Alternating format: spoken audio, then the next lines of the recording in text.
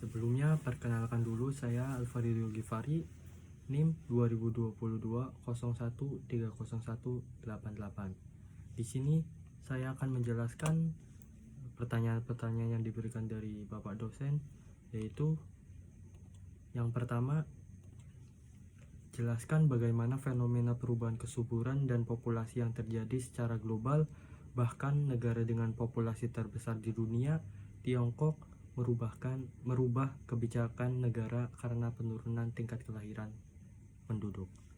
Jawaban saya, terdapat lebih dari 20 negara yang mendapatkan penurunan tingkat kesuburan, termasuk Spanyol dan Jepang, yang diprediksi akan berkurang sebesar 50% pada tahun 2100. Hal ini menjadi masalah dikarenakan populasi dunia yang lebih kecil akan mengurangi emisi karbon dan deforestasi untuk lahan pertanian. Kita akan memiliki struktur usia yang terbalik, yaitu lebih banyak orang tua ketimbang anak muda, dan semua konsekuensi negatif yang akan timbul dari struktur usia terbalik. Bagaimana cara meresponnya? Cara merespon penurunan populasi kemungkinan akan menjadi kebijakan yang bertentangan di banyak negara. Namun, kita tidak bisa berkompromi dengan mengurangi upaya-upaya untuk memperbaiki kesehatan reproduksi perempuan atau kemajuan lain yang telah dicapai dalam hak-hak perempuan. Pertanyaan kedua, apa hubungan keterkaitan antara kemiskinan dan kualitas lingkungan? Jelaskan menurut fenomena asal daerah Anda, bagaimana tanggapan Anda untuk menyelesaikannya? Jawaban saya, kemiskinan dan kerusakan lingkungan berkorelasi negatif dan saling mempengaruhi. Kemiskinan terjadi karena kerusakan lingkungan atau sebaliknya, lingkungan rusak karena adanya kemiskinan pada wilayah sekitar. Di daerah saya, orang miskin cenderung memiliki pemikiran atau bisa disebut sumber daya manusia yang rendah. Perekonomian yang bisa dibilang kurang mencukupi membuat mereka memiliki tekanan dalam sehari-hari. Kualitas lingkungan memang berkaitan dengan kemiskinan, akan tetapi dua hal itu cenderung ke bagaimana cara daerah itu menanggapi pengelolaan lingkungan.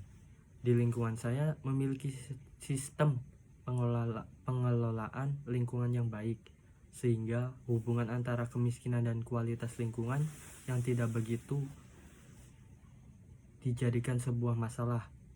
Sebuah solusi dari saya yaitu dimulai dari kesadaran warga, lalu gotong royong dalam pengelolaan lingkungan. Hal ini bisa disepakati bersama dengan musyawarah petinggi wilayah, seperti ketua RT atau RW dengan masyarakat.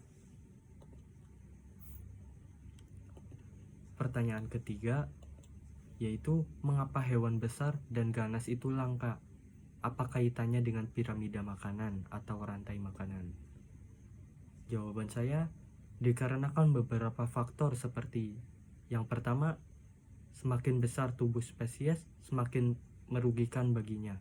Yang kedua, jumlah makanan yang terus berkurang. Yang ketiga, seleksi alam yang akan memang terjadi. Hal tersebut berkaitan dengan piramida makanan.